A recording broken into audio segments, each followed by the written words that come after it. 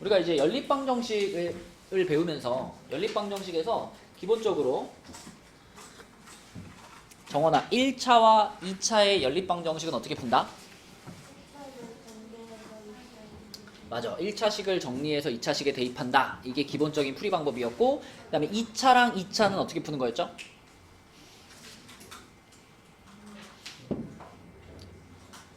두 식 중에 한 식을 인수분해를 시켰었지, 그치? 인수분해해서 는 0꼴로 만들 수 있는 애를 인수분해 한 다음에 1차식으로 쪼개고 그거랑 나머지 2차식이랑 이렇게 합쳐가지고 한번 풀고 또 인수분해 된 거랑 또 2차식이랑 이렇게 합쳐서 풀고 이렇게 푸는 거였죠. 그리고 또 한 가지 배웠던 게 대칭식 이런 거 배웠었고 대칭식. 자, 그러면 394번 같은 경우에는 요거는 이제 공통인 실근을 가질 때 그랬으니까 요거는 앞에 몇 쪽이니? 여기 182쪽에 있는 유형이었죠. 그래서 공통인 근을 갖는다 그러면 그 공통인 근을 우리가 알파라고 한 다음에 알파를 일단 이 식에다 뭐 했어요? 대입했죠. 두 식에다 모두 알파를 대입해서 p 알파 제곱 플러스 알파 플러스 1은 0이고요. 두 번째 식은 알파 제곱 플러스 p 알파 플러스 1은 0이다. 자, 이렇게 두 개의 식을 만든 다음에 이 두 식을 그때 어떻게 썼니? 대입한 두 식을 기억 안 나? 우리 그때 여기 182쪽에서 자 182쪽에서도 공통인 근을 갖는다 그래가지고 일단 알파 대입한 다음에 이 두 식을 갖다가 서로 빼버렸습니다. 그쵸? 그래서 알파 제곱이 뭐 소거되게 이렇게 만들었었지. 그러면 지금 여기서도 이 문제에서도 자 두 식을 일단 빼볼 거예요.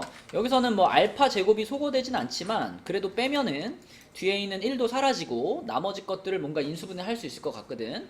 그래서 빼보면은 요거는 p-1 알파 제곱 그 다음에 여기서 요거 빼면은 1 마이너스 p 알파니까 마이너스 빼버립시다 앞으로. 그러면 요렇게 되겠죠. 요렇게 그지? 그러면 여기서는 p-1 알파로 묶을 수 있지. 그럼 p-1 하고 알파까지 묶어버리면 남는 게 뭘까요? 여기 알파도 한 개 묶었어.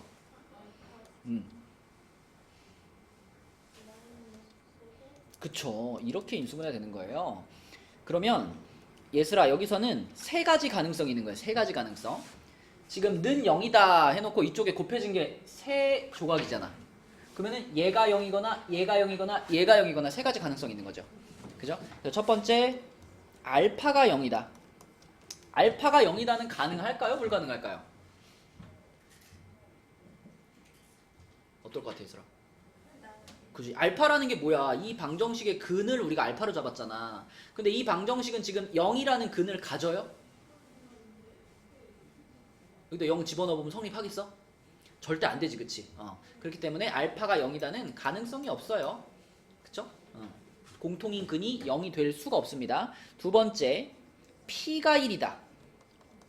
그죠? 요 괄호가 0 되려면 p가 1인 거잖아. 얘다마 p가 1이면 어떻게 될까?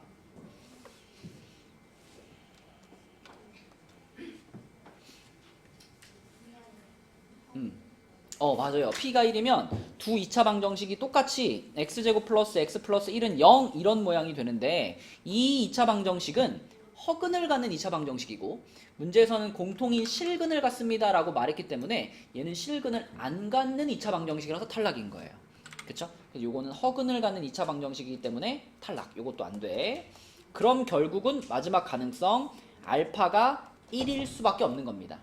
그래서 공통인 근 알파는 1이다. 이거밖에 안 되는 거야. 위에 두 가지가 안 되기 때문에.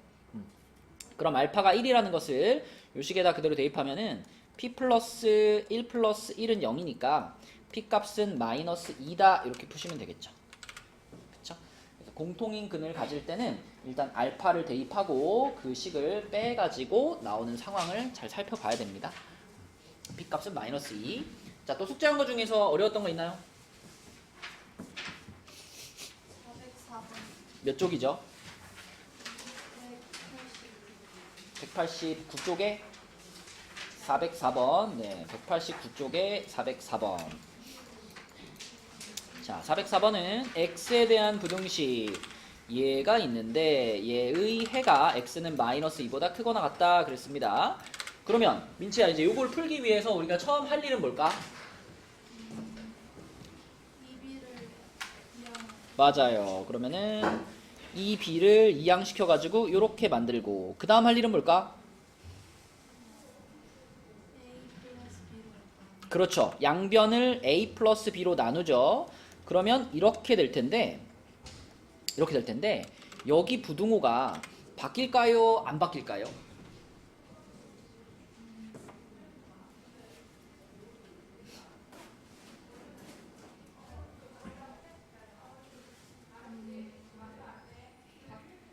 안 바뀌어요. 그냥 여기만 봐서는 모르지. 여기만 봐서는 a 플러스 b가 양수인지 음수인지 모르니까 바뀔지 안 바뀔지 잘 모르겠지. 근데 이 부등식의 해가 x는 마이너스 2보다 크거나 같아요 라고 말했잖아. 그러니까 이 식이 결국은 x는 마이너스 2보다 크거나 같아요 라는 식이 된단 말이잖아. 그러면 부등호 방향이 요거랑 같은 방향, 요게 들어가 있었어야 되는 거잖아. 그치? 그러면 아 여기서 여기로 내려오면서 부등호가 뒤집혔겠구나 라고 추측할 수 있는 거죠. 얘를 보면서. 그죠? 그러면 부등호가 뒤집혔다는 건 무슨 뜻이냐면 우리가 지금 a 플러스 b로 양변을 나눴잖아? 이 a 플러스 b가 무슨 수였다? 음수였어. 그치? a 플러스 b가 음수였구나 라는 것도 생각할 수 있겠고요.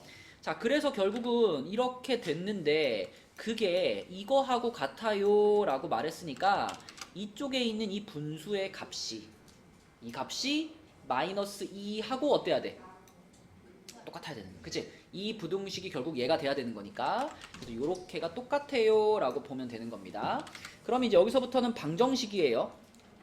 자, a 플러스 b분의 2b라는 분수가 요 마이너스 2라는 값이 돼야 되는 거니까 이렇게 같다라고 놓고 푸는 거고 그럼 다시 양변에 a 플러스 b를 곱할게요. 그럼 2b는 마이너스 2a 마이너스 2b 이렇게 되겠죠? 그럼 넘어가면 4b가 마이너스 2a 그쵸? 그럼 뭐 2로 한번 나눠줄까? a는 마이너스 2b 자, 여기까지 정리할 수 있겠네요. 자 그리고 a가 마이너스 2b하고 같아요 그러면 이걸 여기다 한번 넣어봐. 그러면 a 자리에 마이너스 2b가 들어가잖아. 그럼 요게 마이너스 b가 이렇게 되죠. 그럼 마이너스 b가 0보다 작아요 라는 얘기는 b가 어떻다는 얘기? 0보다 크다는 얘기. 그리고 a하고 b하고는 지금 부호가 반대여야 되잖아.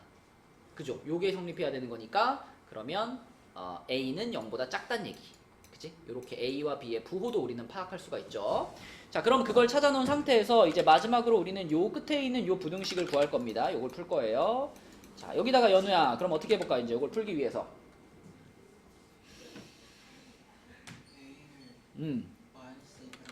오케이. 자, a 자리에다가 마이너스 2b를 넣자. 그럼 bx 플러스 8b가 0보다 크거나 같아요. 이렇게 되겠네. 그 다음에 뭐 할까요?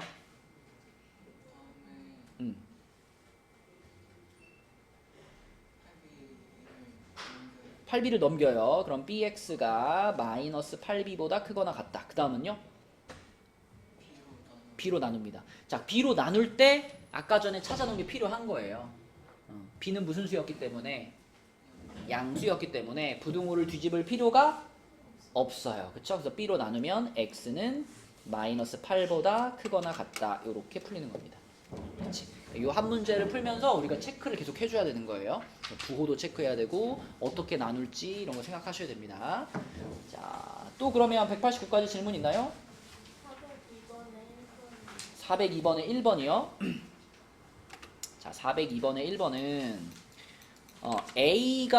A랑 B가 0보다 크고요. CD도 0보다 크면 AC하고 BD는 누가 크겠느냐 그랬는데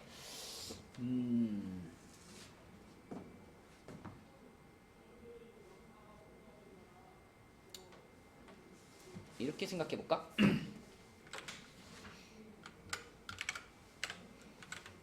일단 A가 B보다 크죠? 그죠? 그럼 여기다가 내가 양변에 곱하기 C를 한 번씩 해볼게요. 자, 이 곱하기 C를 할 때 부등호 뒤집힐 걱정 안 해도 되죠?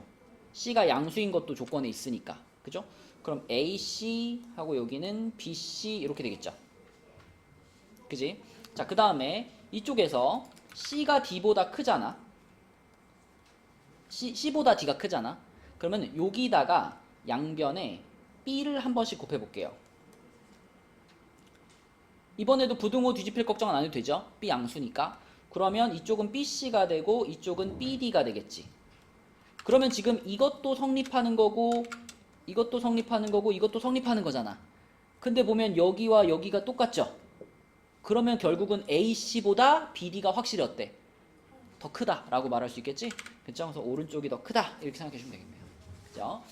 되게 당연한 거 같긴 한데 이걸 이제 납득을 시키려면 설명을 하려면 이렇게 비교하면 좋지 않을까 싶네.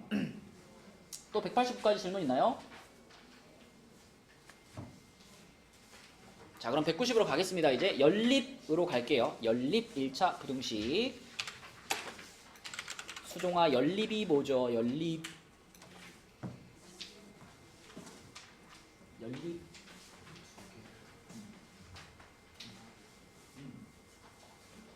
맞아. 두 개나 뭐 세 개나 아무튼 여러 개가 한 세트가 되는 걸 연립이라고 하죠. 그죠? 연립. 그러니까 연립 1차 부등식 그러면 두 개 이상의 부등식이 하나의 세트가 되어 있는 상태를 연립 1차 부등식 이렇게 말합니다. 자, 그래서 예를 들면 이제 이런 게 연립 1차 부등식이죠. 이렇게 되어 있는 거. 그럼 우리는 각각의 부등식을 풀어가지고 그 두 부등식을 동시에 만족하는 범위만 해로 인정을 할 건데 그 동시에 만족하는 범위를 찾을 때 슬기야 무엇을 그려서 찾는 게 가장 좋을까요? 그렇지. 여기 위에 있죠? 이런 식으로 수직선에다가 각각의 부등식의 해들을 탁탁 표시해주면 그러면 겹치는 부분이 보일 거예요. 그거를 최종적인 해로 쓰는 겁니다. 지금 같은 경우는 뭐 간단한 1차지만 이제 점점 부등식이 복잡해질 거예요. 그래가지고 나중에 가면은 막 여러분이 막 수직선 하나에다가 뭐 이렇게 그리고 뭐 이렇게 그린 다음에 거기서 여기서부터 이렇게 자르고 막 이게 복잡하게 그려진단 말이야. 그래서 그럴 때는 정확하게 수직선에 표현해 준 다음에 그 수직선에서 겹치는 부분을 찾는 거. 이게 정석입니다. 그러니까 조금 귀찮더라도 완전히 익숙해질 때까지는 계속 수직선 그려가지고 겹치는 부분을 찾아주시면 되고 풀다가 또 약간 애매할 때 있어요. 이럴 때 어떻게 해야 되지? 그런 순간에도 수직선을 그려가지고 파악을 하는 거예요. 수직선이 이 부등식을 이해하는데 굉장히 많이 도움이 되는 거니까 자꾸 그려보셔야 돼요. 어려운 문제일수록. 자, 그럼 얘는 간단하죠? 이거 넘겨가지고 x가 마 3보다 크다. 그 다음에 요거는 x가 마 1보다 작거나 같다. 이렇게 될 테니까. 자, 이걸 내가 수직선에다가 표시한다면 연우야 숫자 2개만 찍으면 돼. 얼마랑 얼마만 찍으면 돼요? 마이너스 3이 그럼 왼쪽에 있을 거고 마이너스 1이 오른쪽에 있겠지, 그치? 자, 요거 읽어봐. x는? 그치? 그럼 마이너스 3에서 동그라미하고 어느 쪽으로 갈까요? 오른쪽으로 이렇게 가면 되겠죠, 그쵸? 여기 색칠 안 하는 거죠. 자, 요거 읽어보세요.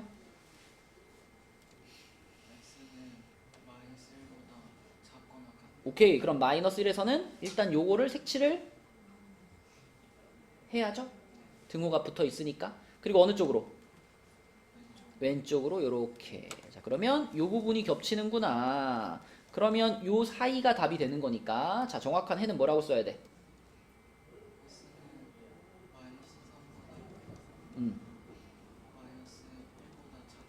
그쵸? 요렇게 쓰면 되는 거지. 그래서 요거는 그림이 뭐 이렇게 될 수도 있고 이렇게 될 수도 있고 이렇게 될 수도 있는 거기 때문에 그냥 여기까지만 하고 바로 그냥 답을 쓰지 마시고 자, 방향을 잘 체크하고 답을 써야 됩니다.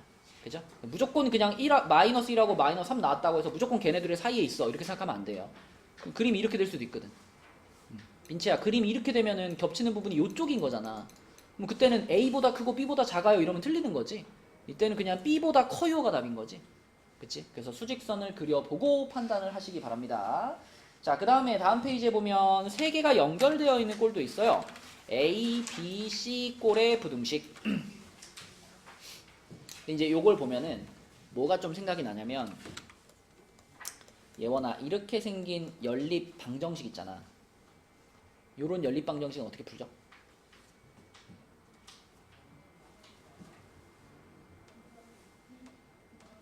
만약에 뭐 3x 플러스 1은 2x 마이너스 5는 뭐 7 이렇게 생긴 방정식이잖아.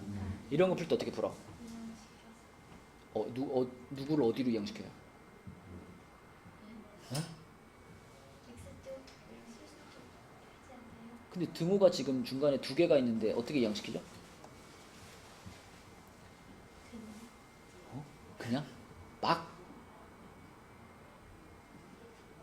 일단 우리가 등식을 다룰 때는 이렇게 세 개가 붙어 있으면 불편하잖아. 좌변, 우변 딱 이렇게 등호를 기준으로 좌우변 이렇게 있어야 풀기 쉽지.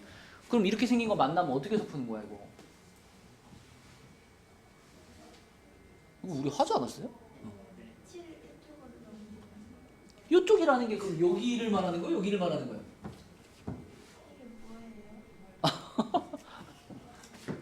예슬아 우리 이거 안 했어요? 한 거 안 했나? 슬기 안 했어요? 3개짜리? 어? 본 거 같긴 해? 아니 이거 이렇게 푸는 거잖아. 3x 플러스 1은 7 2x 마이너스 5는 7 이렇게 푸는 거 아니에요? 어? 이거 중학교 때 한 거잖아. 중학교 2학년 1학기 때 연립방정식 하면서 그지 강빈 알지 이거? 아 몰라요? 수종 알지? 아니 이런 니네가 이걸 알아야지 이거하고 이거하고 비교하면서 설명을 하려고 했는데 이거를 모르면 자 여기 세 개가 연결되어 있을 경우에는 자 이건 등식이잖아. 등식의 경우에는 아무거나 골라도 돼요. 이렇게 생긴 애를 만나면 그냥 내가 땡기는 거 A는 B, B는 C 이렇게 풀어도 되고 A는 C, 뭐 A는 B 이렇게 풀어도 되고 내가 원하는 모양으로 풀면 돼요. 뭐 A는 C, B는 C 이렇게 풀어도 되고 아무거나 내가 원하는 걸 풀면 돼. 어차피 등식이잖아. 등식이니까 A와 B와 C가 모두 같은 거잖아. 그치? 그러니까 얘네 둘을 뽑아서 풀든 얘네 둘을 뽑아서 풀든 얘네 둘을 뽑아서 풀든 상관이 없어요. 근데 자 이렇게 생긴 부등식을 만났을 경우에 이 경우에도 아무거나 뽑아서 풀어도 될까? 이렇게 풀어도 되고 이렇게 풀어도 되고 내가 원하는 모양대로 그냥 뽑아서 풀어도 될까? A, C 뭐지? B 두 번, C 두 번, A 두 번, A, B, A, C 방정식 풀듯이 방정식은 이렇게 해도 된다 그랬잖아. 그치? 그럼 부등식도 이렇게 막 자유롭게 해도 되겠냐가 내가 하고 싶은 질문이었어. 민치야 될 것 같아 안 될 것 같아? 분위기라는 게 있잖아. 분위기. 내가 이렇게 말하는 분위기. 안 돼요. 부등식은 안 됩니다. 근데 이게 확실하게 안 돼요라고 배우지 않으면 될 것 같기도 하거든요. A보다 B가 크고 B보다 C가 커. 그러면은 이렇게 생각해도 되는 거 아닌가? 이렇게 생각하면 뭐가 틀려? 슬기야. 이렇게 하면 왜 안 돼?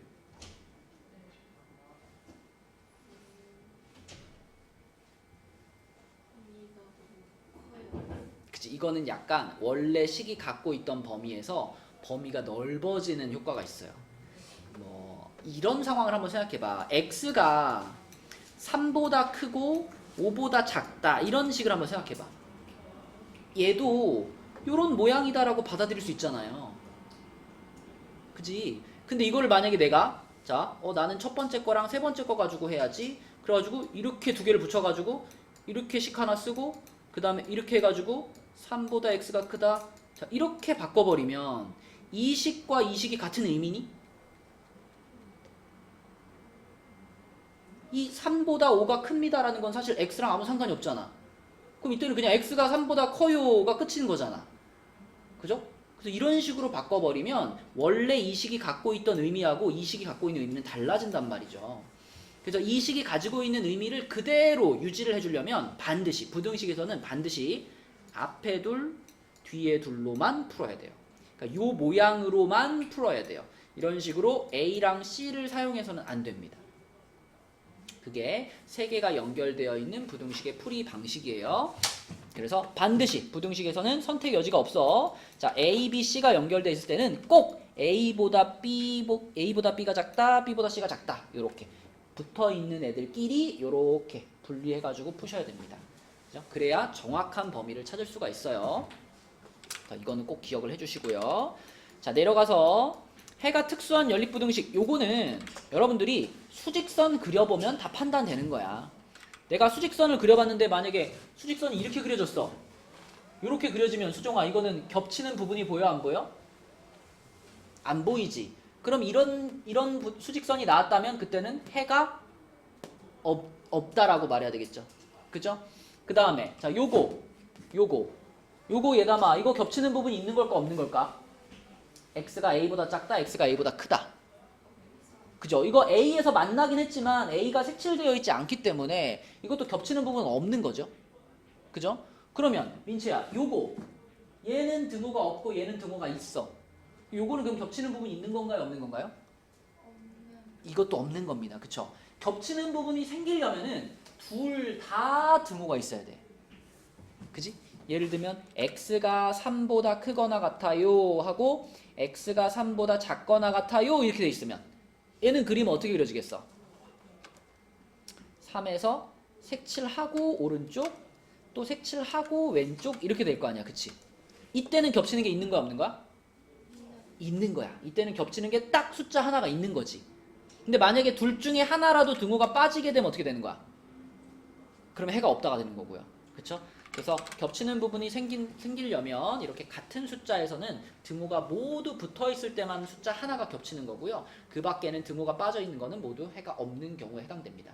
이건 수직선을 잘 그려가지고 이해하면 되는 문제예요. 뭐 외우거나 할 필요는 없어요. 자, 한번 풀어봅시다. 그러면 192쪽으로 가서 이런 기본적인 연립 1차 부등식은 사실은 중학교 때 다 있던 거예요. 중등부에서 이제 고등으로 넘어온 거라서 수준 자체는 중학교 2학년 정도 수준이에요. 요런 것들. 그래서 금방금방 할 수 있어요. 자, 그래서 첫 번째 거 풀어보면 괄호가 보이면 당연히 괄호 풀어줘야죠.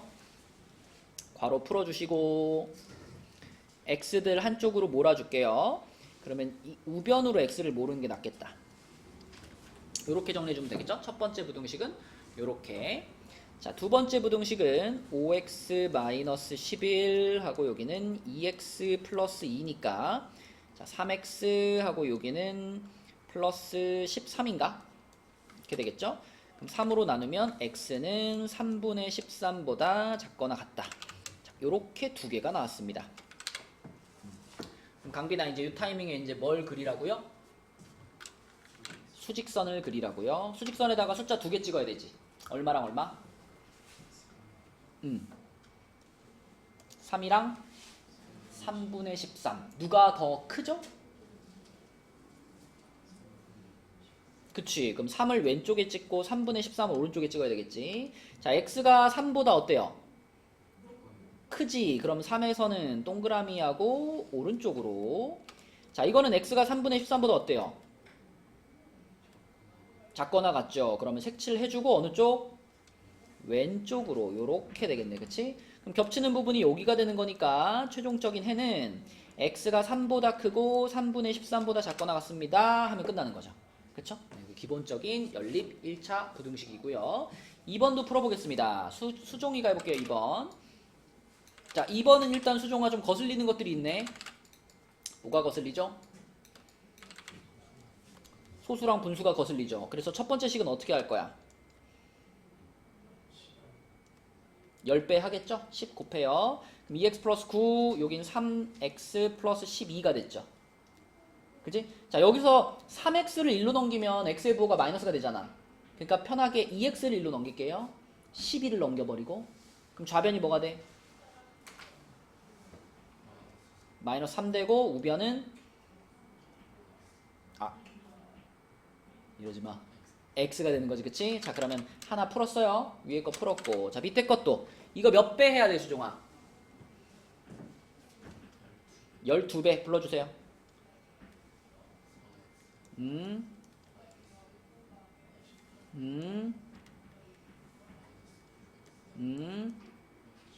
그치? 부등호 하고. 그렇죠. 자, 양변에 12배 한 거고. 이제 요런 거 부호 틀리면 안 되지, 그치? 요런 거 부호, 요런 거. 자, 부호 조심하시고. 그 다음에 계산해주면 여기가 마이너스 2x네요. 마이너스 2x 이쪽에다 두고 자 이거 상수항 마이너스 13 넘길게요. 그럼 어떻게 돼? 플러스 1 되겠네. 그치? 이렇게 되겠지? 자 양변을 뭘로 나눌 거야?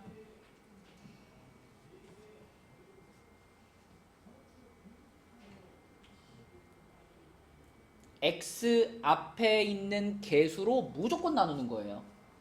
얼마로 나눌 거야? 마이너스 2로. 그치? 양변을 마이너스 2로 나눌 겁니다. 그럼 좌변은 뭐만 남아? x. 우변은 뭐가 됐어? 무슨 일이 벌어졌을까? 부호 아니고 부등호의 방향이 반대로 이렇게 바뀌었겠네. 그치? 자 그래서 요렇게 지금 두 개가 두 부등식의 결과물이고요. 얘를 그릴 거잖아. 수직선 그린 다음에 자 얼마랑 얼마를 찍어야 돼? 그러면 왼쪽이 누굴까? 오른쪽이 누굴까? 자 그러면 이거 읽어봐.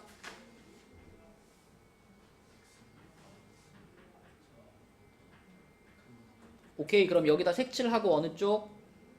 오른쪽. 자 요거 읽어보세요. 오케이 그럼 색칠 안 하고 어느 쪽? 그렇지. 자 똑같은 방향으로 가는 거야. 이렇게 가는 거야. 그치? 자 그럼 이때는 우리가 두 개의 영역을 그린 거잖아. 두 개의 부등호를 그린 거니까 두 줄이 이렇게 포개져 있는 부분이 공통 부분인 거예요. 두 줄이 포개져 있는 지점이 겹치는 부분인 거니까 여기가 해가 되는 겁니다. 여기가. 그래서 그려보라는 거야. 수직선을 그려봐야 정확하게 겹치는 부분을 찾을 수 있으니까. 그래서 그려보고 쓰시고요. 그럼 민채야 답은 뭐라고 써야 돼? x는 마이너스 6분의 1보다 크다. 그쵸? 이렇게 되는 거지. 그래서 마지막에 수직선 그려서 겹치는 부분 찾아주시고요. 다음 페이지로 가겠습니다. 다음 페이지 필수예제 4번을 보시면 이게 이제 아까 얘기했던 세 개가 연결되어 있는 거예요. 자, 필수예제 4번에 1번은 쉬우니까 2번만 해볼게요. 2번. 자, 세 개가 연결되어 있는 모양에서는 예원아 제일 중요한 게 이걸 A, B, C 이렇게 했을 때 반드시 누구누구 해야 돼? 그렇지. 그래서 반드시 요렇게 두 개를 한번 풀어주시고 그 다음에 요렇게 두 개를 한번 풀어주시고 A랑 C 가지고는 하면 안 된다. 그치? 그거를 꼭 기억해 주세요. 자 그러면 요거 이제 A랑 B를 이쪽에 써보면 마이너스 X 그 다음에 5X 마이너스 2 마이너스 2X니까요. 이항시킬게요. 마이너스 X가 이리로 넘어오는 게 낫겠다. 그죠? 상수항 2를 넘겨주고요. 자 얘가 넘어오면 얼마죠? 4x인가요? 양변 4로 나눌 거니까 x는 2분의 1보다 크다. 요렇게 왼쪽 거 풀렸고 자 오른쪽 거 초록색 밑줄 긋은 부분 자 이 부분은 정원이가 한번 해보자. 요거 분배만 하면 어떻게 돼?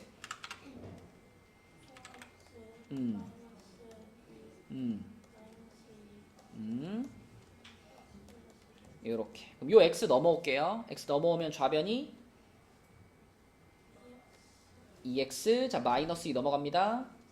4 그럼 x가 2보다 작다 이렇게 되겠네. 그럼 이제 수직선 그리고 2분의 1이 왼쪽 2가 오른쪽에 찍혔어요. 그럼 요거 읽어보세요. 그렇지 2분의 1에서 오른쪽 얘는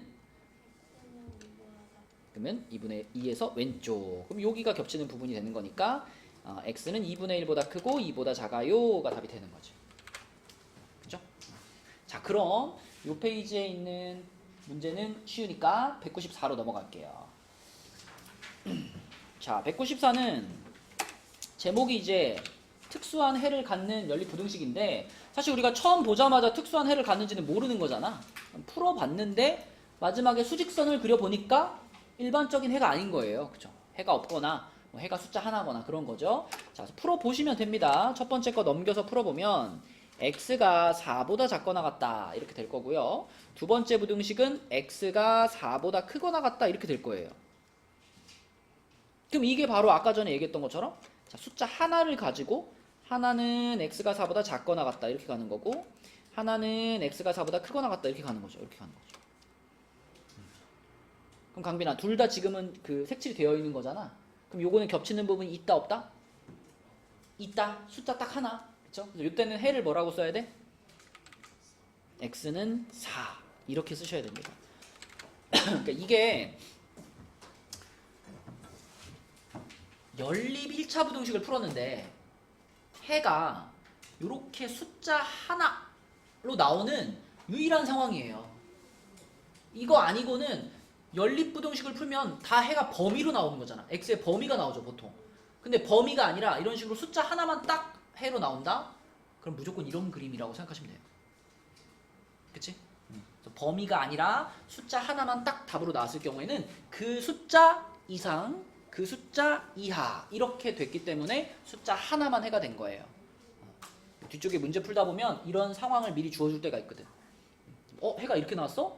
그러면 수직선이 이런 식으로 그려졌겠네? 라고 거꾸로 생각할 수 있어야 됩니다. 그치? 자, 그 다음에 옆에 2번도 한번 풀어볼게요. 요거는 괄호 풀어주면은 3-2x 플러스 2. 자, 그럼 넘깁시다. 마이너스 2x가 1로 넘어가고요. 그 다음에 마이너스 13이 넘어가면은 18인가? 그럼 x는 6보다 작다. 이렇게 하나 나오고 2번도 넘겨서 풀면은 2번은 16이 되고요. 여기가 2x가 되는 거니까 x는 8보다 크거나 같다. 이렇게 두 개 나왔네. 이렇게. 그치? 그러니까 그냥 습관적으로 그냥 이렇게 내오면 6이랑 8이네. 그래서 x는 6보다 크고 8보다 작거나 같아. 이러면 틀리는 거라고. 그치? 이거는 지금 잘 보시면 방향이 여기가 6이고 여기가 8인데 x가 6보다 작다잖아. 그럼 여기서 이쪽으로 가는 거라고. 이렇게 가는 거야. 또 x가 8보다 크거나 같다잖아. 여기서는 이렇게 가는 거죠. 이렇게 그려지는 거예요. 그려보면 정확하게 보이죠? 얘와 얘는 해가 없다. 그쵸? 해가 없다. 이렇게 수직선에 그려보면 해가 어떤지를 확실하게 파악할 수 있으니까 좀 귀찮더라도 그려보시고 푸시기 바랍니다. 자, 우리 그럼 409번 문제에서 한 개만 풀고 갈게요. 409번에 4번 풀어보세요. 4번. 계산 실수하지 말고 정확하게 풀어봐. 수직선도 반드시 그려주세요.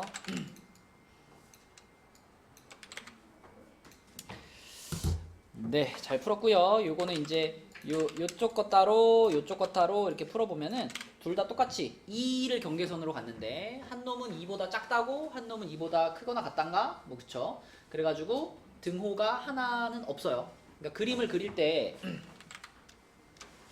이게 지금 4x고 여기가 8이니까 x가 2보다 크다잖아. 그럼 그림을 그릴 때 2에서 2보다 크다 좀 크게 해줘. 크게 하고 요렇게 2보다 크다. 그 다음에 요쪽 거 풀면은 x가 2보다 작거나 같다 이렇게 나오잖아. 그지? 그럼 그럴 때는 요 안에다가 이렇게 해가지고 해서 이렇게 이렇게 그려주면 표현이 되는 거죠. 그죠? 표현이 됩니다. 요거는 색칠이 됐지만 요쪽 게 색칠이 안 됐기 때문에 2도 해가 될 수 없는 거지. 그래서 해가 없다. 이렇게 풀어주시면 되겠고요. 자, 그럼 이제 195쪽으로 가서 해가 주어진 연립 1차 부등식 보겠습니다. 이제 기본적으로 푸는 방법은 알았으니까 거꾸로 그러면 해를 주어줄 테니 요 안에 들어가 있는 A랑 B를 찾아보세요. 이런 문제가 되겠죠. 자, 그러면 첫 번째 있는 그 위에 줄에 있는 식부터 푸시면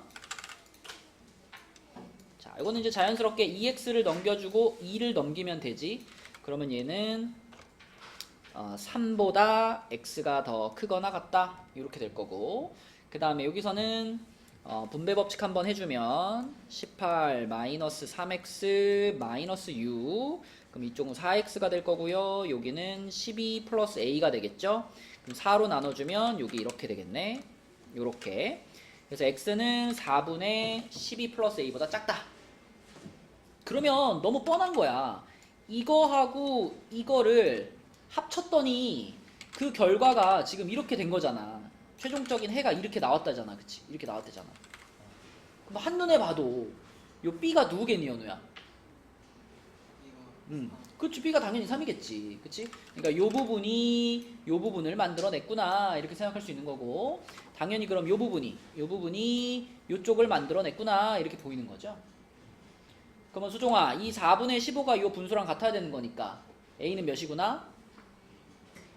3이구나. 그치? 그래서 B도 3이고 A도 3이구나 이렇게 금방 찾을 수 있습니다. 답은 6이 되겠죠.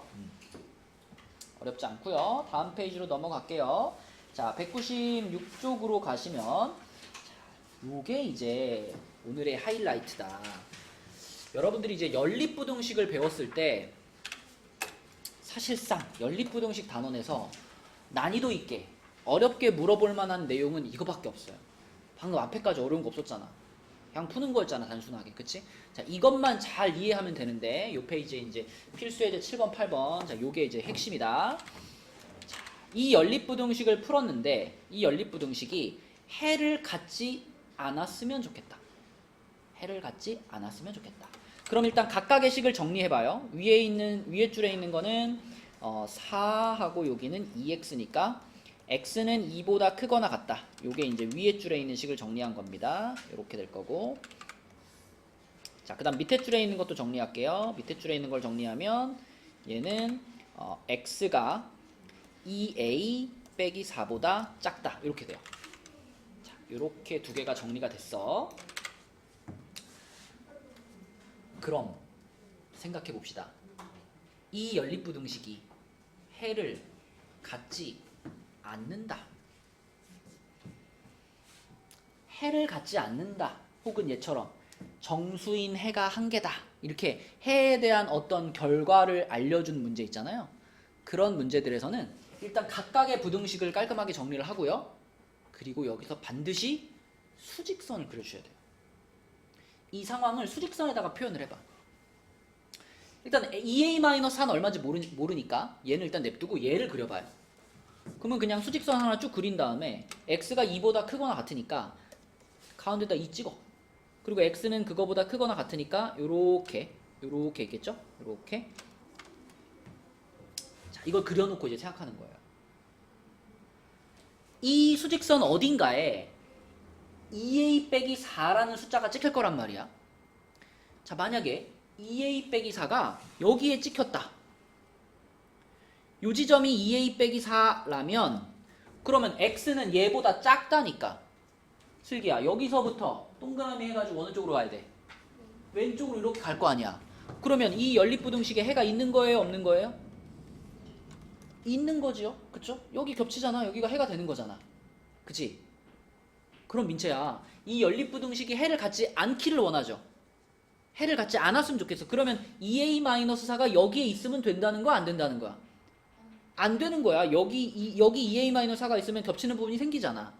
그럼 이 겹치는 부분이 안 생기게 하려면 이 2a-4가 어디로 가줘야 돼? 그치, 1로 가줘야지. 이쪽으로. 그죠? 그래가지고 자, 여기가 아니라 여기에서 요 2보다 왼쪽에서 2a-4가 찍혀서 그거보다 작아요니까 요렇게 되는 그림이 만들어져야 해가 없게 되는 거죠. 그럼 이 수직선에서 우리가 알아낸 것은 뭐냐? 2a-4가 2보다 얘도 아마 어때야 하는구나? 작아야 하는구나. 그쵸? 2a-4가 2보다 작아야 하는구나. 얘보다 왼쪽에 찍혀야 되는 거니까. 그치? 자, 그럼 봐봐. 2a-4가 2보다 작아야 되는구나 까지 썼죠? 근데 여기서 끝이 아니에요. 이 유형의 핵심은요, 요거 쓴 다음에 밑에 짝대기 등호 있잖아. 등호를 붙여야 될지 붙이지 말아야 될지 그것까지 판단해야지 끝나는 거예요. 우리 정원이 자, 여기다 등호를 붙이는 게 맞을까요? 안 붙이는 게 맞을까요? 어떻게 설명할 수 있겠어요? 음. 음. 음. A가 3보다 작다 이렇게 나오는데 2보다 작아야 되니까 아니 내가 지금 노력하고 있는데 무슨 말인지 잘 모르겠어. 어디서 넘겨요? 이걸 넘긴다고 일로? 네.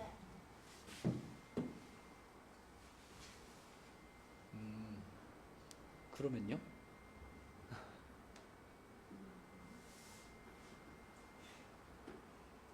무슨 말인지를 잘 모르겠어. 그게 맞는 건지 틀린 건지 잘 판단이 안 되거든. 그러면 일단 다른 문제에서도 한번 물어볼게요. 그럼 지금 정원이가 생각하는 방식으로 다른 것도 대답이 가능한지 그때 한번 검증을 해보고. 자, 내가 여러분한테 제안하는 방법은 이런 겁니다. 자, 그러니까 이런 유형의 문제를 풀 때는 항상 여기다 짝대기를 붙일 건지 말 건지에 고민이 있을 거예요. 그럼 이제 등호를 붙이냐 마냐 고민이 들었을 때 생각을 해봐. 자, 여기 등호를 붙인다는 건 무슨 말이냐면 예원아 2a 빼기 4가 2랑 어떻게 된다? 같을 수도 있다. 그지? 같아져도 괜찮으면 등호를 붙이는 거고 같아져서는 안 돼? 그럼 등호를 안 붙여야 돼. 그치? 자, 그럼 봐봐. 얘하고 얘가 같아진다는 건 무슨 말이냐면 요 동그라미랑 요 동그라미가 어떻게 되는 거예요? 포개지는 거예요. 그래서 여러분들이 여기다 등호를 붙일지 말지가 고민된다면 이 두 동그라미를 포개 보세요. 이 동그라미를 잡아다가 여기다 올려놔봐요. 그럼 어떤 그림이 돼? 그러면 2가 이렇게 있었는데 2가 이렇게 가고 있었는데 거기에 이제 요 동그라미가 그대로 여기 이렇게 올라와가지고 이렇게 되는 그림이 되는 거잖아. 이렇게 되는 거잖아. 그치? 맞죠? 그럼 이렇게 돼도 되나? 이걸 보는 거지. 예원이는 안 된다고 생각하는구나. 예원이는 안 된대 슬기야. 이거 어때 슬기야? 슬긴 된대 예원아.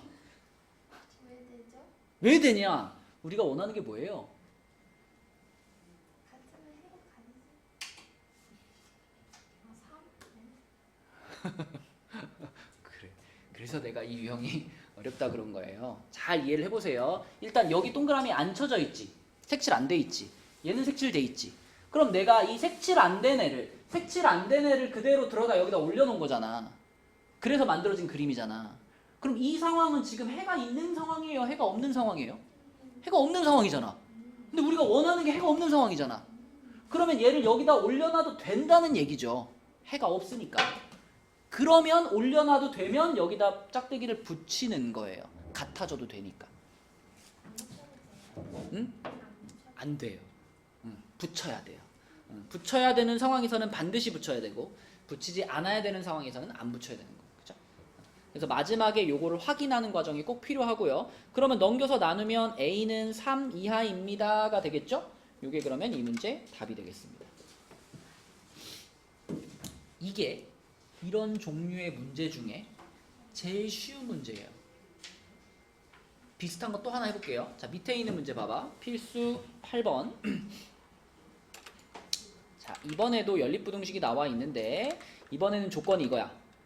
저 연립부등식을 만족시키는 정수인 해가 하나래요. 자, 이번에도 각각의 부등식을 정리합니다. 4-x, 2x-2. 자, 그럼 이쪽이 3x, 이쪽이 6 되는 거니까 x가 2보다 크다 하나 나왔고요. 두 번째 거 정리하면 x가 a보다 작거나 같다 이렇게 하나 나왔습니다. 그래서 각각의 부등식을 정리한 다음에 이것을 이제 수직선에다가 표시해 보는 거라 그랬잖아. 그래서 여기까지 딱 쓴 다음에 바로 수직선 하나 그어요. 이렇게 긋고 x가 2보다 크대. 2보다 커. 자, 이렇게 놨어. 그러면 이번에도 이 a라는 얘를 어디다 놓을까를 생각해 보는 거야. 일단 민채야, 요따 놔야 돼, 요따 놔야 돼, a를. 맞아요. 이번에는 해가 있어야 되잖아. 해가 존재해야 되는 거니까 a가 이쪽에 찍혀야 됩니다. 그죠? a가 만약에 여기 찍혀버리면 x가 이거보다 작으니까 이렇게 그려질 거 아니야, 그림이. 그림이 이렇게 그려져 버리면 이건 아예 해가 없는 그림이니까 여기 있으면 안 돼. 이번엔 a가 이쪽에 있어야 돼. 그래서 이쪽에 a가 찍혀가지고 x가 a보다 작거나 같다니까 요렇게 가야 되죠. 요렇게 가야 됩니다. 그러면 이제 요 부분이 해가 되는 건데, 자, 이번에 원하는 조건은 뭐냐면 이 색칠된 범위 안에 정수가 하나 있었으면 좋겠다. 요 빗금친 범위가 이 연립부등식의 해인데 그 해 중에 정수가 딱 하나 있으면 좋겠다. 그러면 수종아, 여기서 말하는 이 정수 한 개, 이 한 개는 얼마일까요? 지금 상황을 보고 생각해. 이 상황에서 저 빗금친 부분에 정수가 딱 하나 들어간다면 그 하나는 얼마일까요?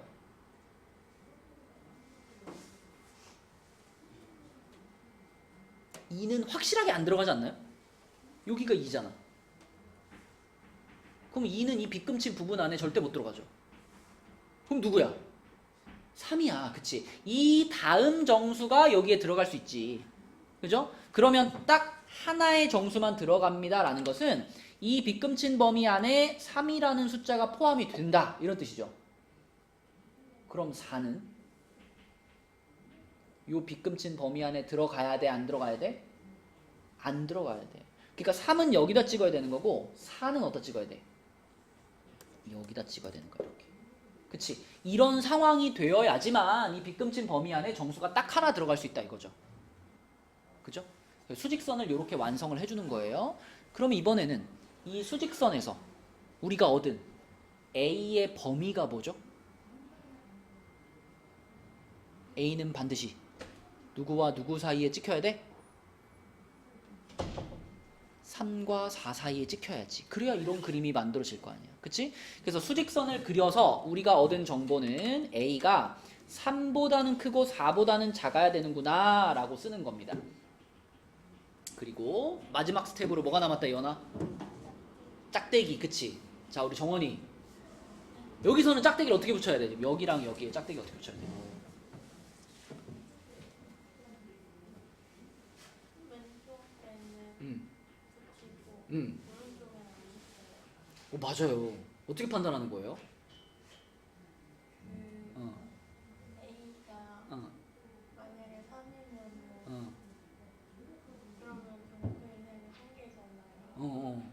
근데 A가 3면은 두 개가 되시는데 맞아요. 정확한 설명입니다. 아까는 무슨 말인지 잘 모르겠지만 이거는 정확해요. 그쵸? 자, 봐봐. 이쪽, 양쪽 중에 어디에다가 등호를 붙일 수 있느냐 그걸 판단하려면 아까 알려줬죠?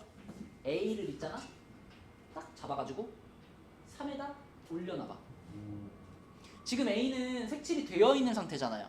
그럼 얘를 딱 잡아서 여기다 탁 올려놓으면 그림이 어떻게 돼? 그때는 그림이 이렇게 됩니다.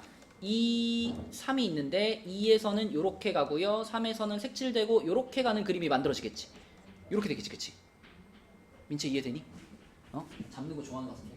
이렇게 올려놓으면 이렇게 되지, 그치? 그럼 요 범위 안에는 정수가 몇 개 들어가? 하나 들어가지. 3 하나 들어갔잖아. 그죠? 그러니까 A하고 3하고는 같아도 되는 거죠. 그죠? A를 갖다 3에 올려놨는데 성립하니까. 근데 A를 잡아가지고 4에다 올려놓으면 어떻게 돼요? 그러면 그림이 여기가 2고 여기가 4가 되잖아? 이런 그림이 만들어진단 말이야. 요런 그림. 요렇게 돼도 되나요? 이렇게 돼도 되나요? 이건 안 되지. 왜냐면 이 그림 안에는 여기에 정수가 몇 개 들어가니까? 2개 들어가니까. 그러니까 A가 3에 올라가는 거는 괜찮지만 A가 4에 올라가는 건 안 괜찮지. 그럼 여기만 등호를 붙이고 여기는 붙이지 말란 얘기야. 그죠? 그래서 요렇게 짠 해주면 이게 답인 거예요. 이해되나요?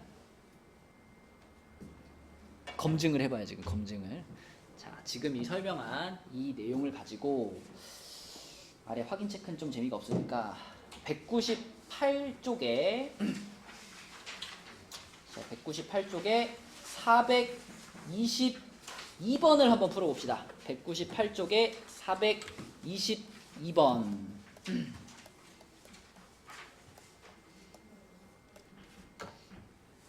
잘 고민해 보세요.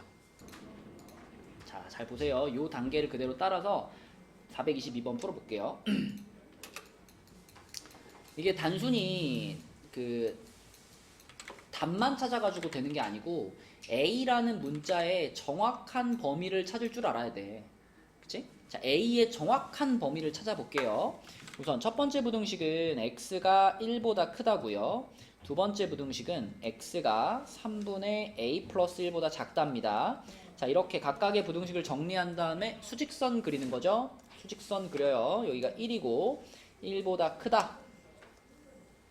자, 그러면 당연히 이제 우리는 해를 가지는 상황을 만들어야 되니까 이 3분의 A 플러스 1이 여기쯤에 이렇게 있어가지고 자, 3분의 A 플러스 1보다 X가 작다니까 이렇게 가야 되겠죠? 이렇게.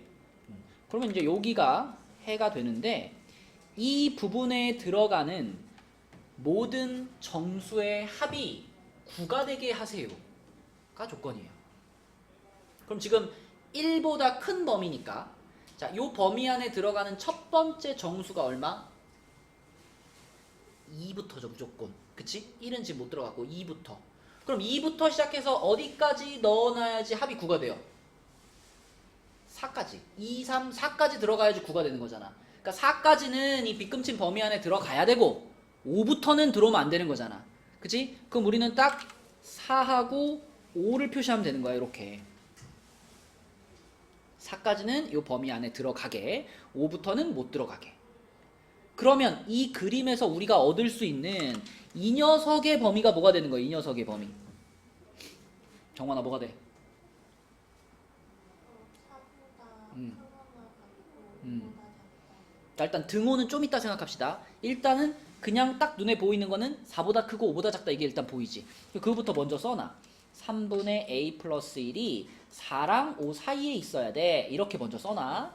자, 그 다음에 이제 등호를 판단해보는 거예요. 자, 잘 봐, 슬기야. 아까 어떻게 하랬지?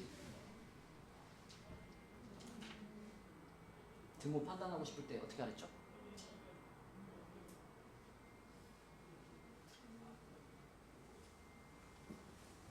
잡아서 올려놓으라 그랬지. 근데 여기서 여러분들이 오해하면 안 돼요. 내가 이거를 잡아가지고 여기다 올려놓으라는 얘기는 이 모양을 그대로 살려서 올려놓으라는 거예요. 가끔 어떻게 생각하는 친구들이 있냐면 내가 이걸 여기다가 올려놔가지고 4랑 같아지는 거면은 여기 등호가 들어가는 거니까 얘는 색칠이 되는 게 아닌가요? 그거 아니에요. 그냥 지금 현재 색칠 안 돼 있지. 현재 색칠 안 돼 있으면 그 색칠 안 된 상태 그대로 여기다 올려놓으라는 거예요. 그럼 어떻게 돼요? 얘를 여기다 올려놓으면 그림이 1, 4 이렇게 되는 그림이 된다고요. 이 동그라미를 여기다 올려놓으면. 그럼 민채야, 이 그림은 지금 합격이야, 탈락이야? 탈락. 탈락이에요. 우리는 이 범위 안에 정수 2, 3, 4가 있으면 좋겠잖아. 근데 이렇게 돼버리면 정수 누구만 있어요? 2, 3밖에 없다고요. 그러니까 얘를 갖다가 여기다 올려놓으면 정원아 되는 거야, 안 되는 거야? 안 되는 거예요. 그치? 색칠이 안 돼 있기 때문에. 색칠 안 돼 있기 때문에 여기다 올려놓으면 탈락이 되는 거예요. 그럼 반대로 얘를 갖다 5에다 올려놓으면 어떻게 돼요? 그럼 그림이 1이랑 5가 돼가지고 이렇게 되지 않아요? 요렇게? 요때가 합격이 된다고. 그치? 그래서 이 동그라미를 4에다가는 올려놓으면 안 되고요. 5에다가는 올려놔도 괜찮은 거니까 여기에 등호가 붙는 거예요. 이렇게. 그래서 내가 계속 여러분한테 요구했던 A의 정확한 범위를 찾으려면 이 부등식을 찾을 수 있어야 돼요. 요걸 정리해서 이제 A의 정확한 범위가 나오는 거지. 그지? 자, 여기다 곱하기 3을 해. 그러면 12, A 플러스 1, 그리고 15 이렇게 될 거고 1을 빼주세요. 그러면 A 14. 이게 내가 원하는 A의 정확한 범위다. 요걸 찾을 수 있어야 이 유형을 완벽하게 이해했다라고 볼 수 있는 겁니다. 자, 연습을 많이 하시고요. 이제 우리는 197쪽에 있는 연립 1차 부등식의 활용, 여기 문제까지 한번 풀어보겠습니다. 자, 필수 예제 9번. 소금물 문제죠? 소금물 문제. 슬기 소금물 문제 좋아하나요? 안 좋아하나요? 소금물 문제 약간 요즘 추세적으로 좀 천대받고 있긴 한데 그래도 농도에 관련된 문제 중에서는 소금물처럼 이해를 잘 도와주는 유형이 잘 없어가지고 소금물 문제를 없애기는 좀 힘들어요. 자, 일단 소금물 문제를 풀려면 기본적인 공식은 알고 있어야지. 소금의 양 구하는 공식이랑 농도 구하는 공식 정도는 알고 있어야죠. 농도가 뭐니, 영우야? 농도 어떻게 구해요?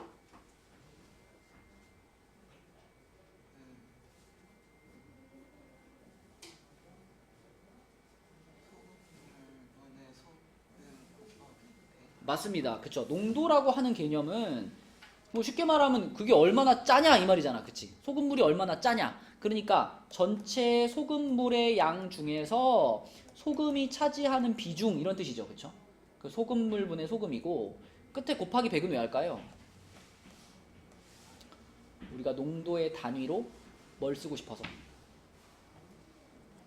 퍼센트, 그치? 퍼센트라는 단위를 쓰고 싶어서 뒤에 곱하기 100을 붙이는 겁니다. 자, 이게 농도를 구하는 공식이고요. 그럼 소금의 양을 구하는 공식은 뭐냐?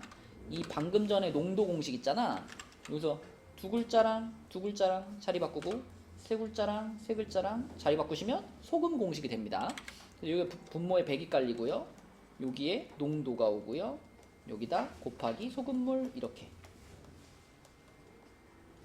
자, 이게 이제 기본적인 소금물 문제에 필요한 공식들인데, 그럼 먼저 8%짜리 소금물 300g. 자, 요런 문장이 나오면 당연히 우리는 이 안에 들어가 있는 소금이 얼마인지 구해놔야 돼요. 예슬아, 방금 소금을 이렇게 구한다 그랬잖아. 그럼 요 공식을 여기다 적용하면 어떻게 돼?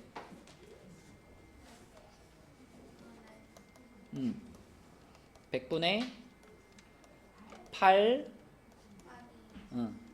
300이죠, 그쵸? 그러면은 100 약분하면 24g의 소금이 들어있네요, 그쵸? 24g의 소금. 자, 그 다음에 거기다가 14%짜리 소금물을 넣었다 그랬는데, 이 14%짜리 소금물의 양이 내가 구하고 싶은 양이야, 그지? 그러면 14%짜리 소금물을 Xg 넣었다 이렇게 잡아야 되겠죠? 14%짜리 소금물 Xg. 그럼 수종아, 요 안에도 소금이 들어가 있을 거 아니야, 그지? 요 안에 들어가 있는 소금의 양은 어떻게 계산해야 될까?